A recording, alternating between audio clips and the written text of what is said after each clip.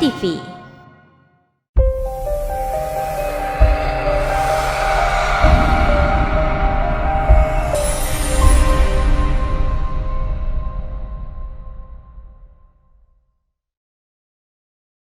Haleluya, puji Tuhan.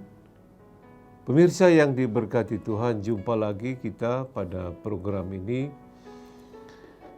Dan saya ingin menyampaikan firman Tuhan dengan tema, apa artinya Allah cemburuan?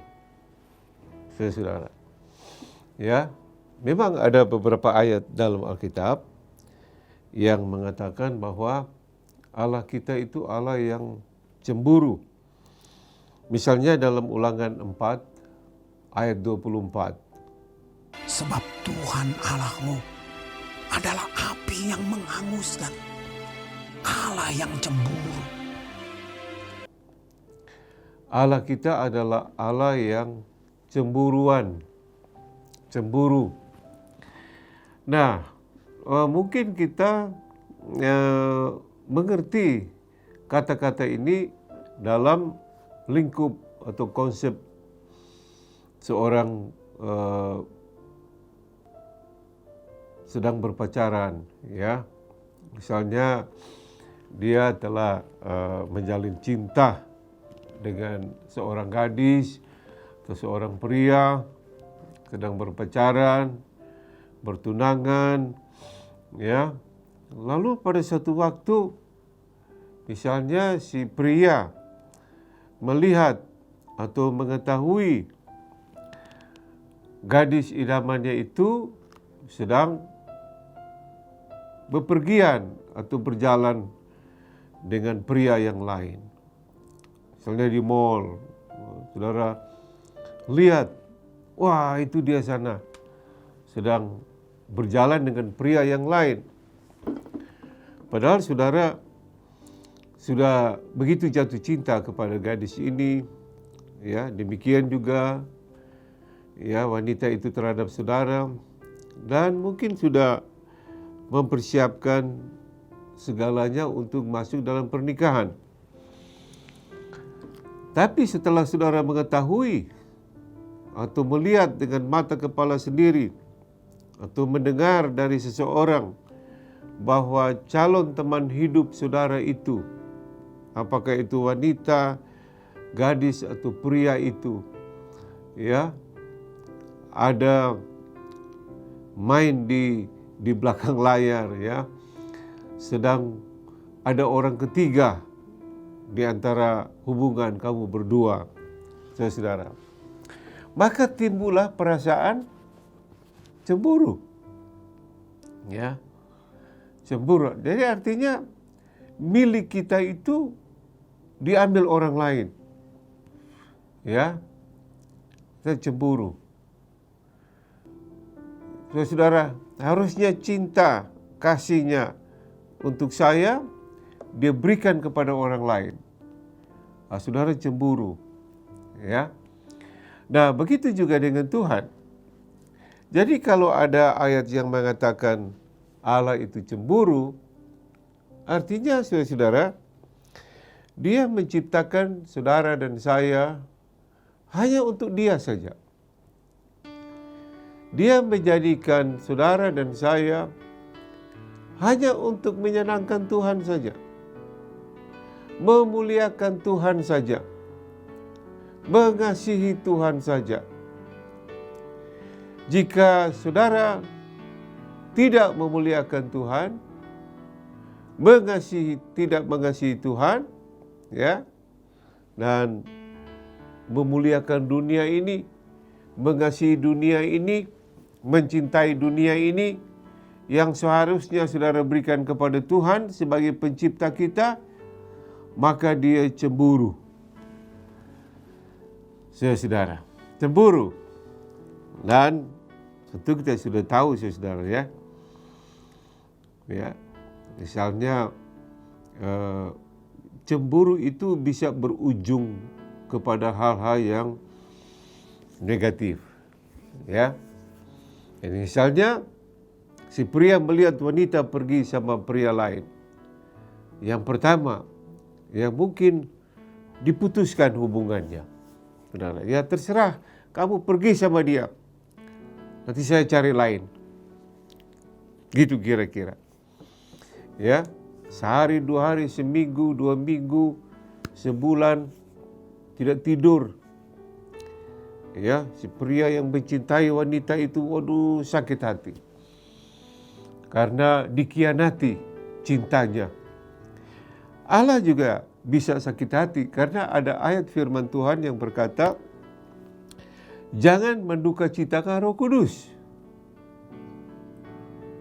Jangan duka citakan Roh Kudus. Nah, seringkali kita menduka citakan Roh Kudus dengan cara apa? Dengan cara kita tidak mengasihi Tuhan lagi. Tidak dengar-dengaran lagi perintah dan firman Tuhan dalam kehidupan kita. Kita menduka citakan Roh Kudus atau membuat dia menjadi cemburu kepada kita. Saudara-saudara, ya. Hormat, cinta, waktu, kasih kita dan sebagainya yang seharusnya kita berikan kepada Allah kita di dalam Tuhan Yesus Kristus, kita tidak berikan kepadanya. Kita berikan kepada dunia, kepada pria yang lain dalam tanda kutip. Pria yang lain itu ya dunia ini. Maka ada ayat firman Tuhan mengatakan, janganlah engkau mengasihi dunia. Ya. Karena dunia itu sifatnya sementara saja.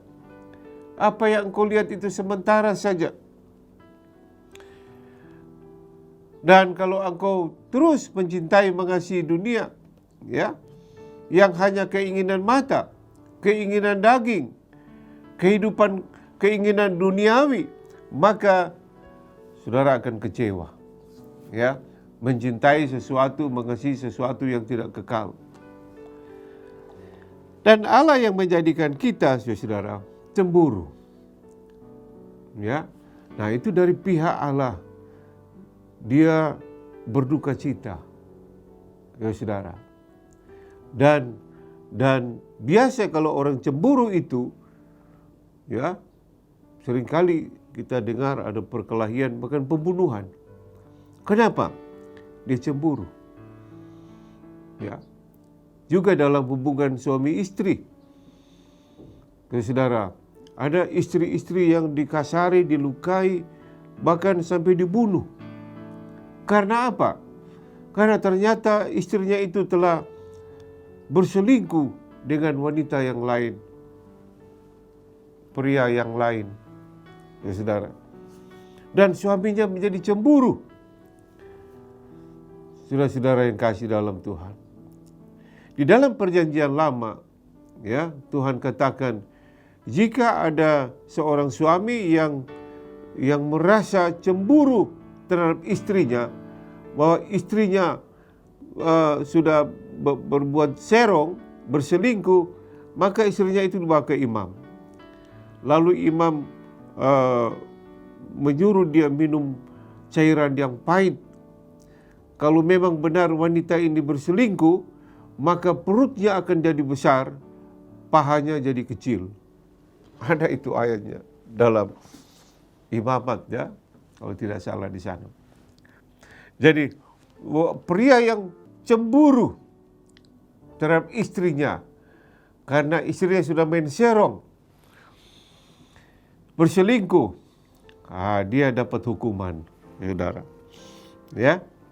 Atau juga sebaliknya, saudara, istri yang cinta suaminya. Nah, ini yang seringkali terjadi malah di pihak suami ini yang jadi buaya darat. Ya. Buaya timbul, disangkanya mati padahal nggak mati. Berselingkuh. Nah, wanita yang cinta setengah mati sama suaminya dan melihat prianya, suaminya itu yang cintanya diberi kepada wanita lain, sudah nggak pulang-pulang, uang gaji, uang hasil pekerjaan berkurang, sudah diberi sebagian kepada pada kuntilanak itu ya, sundal bolong wanita itu.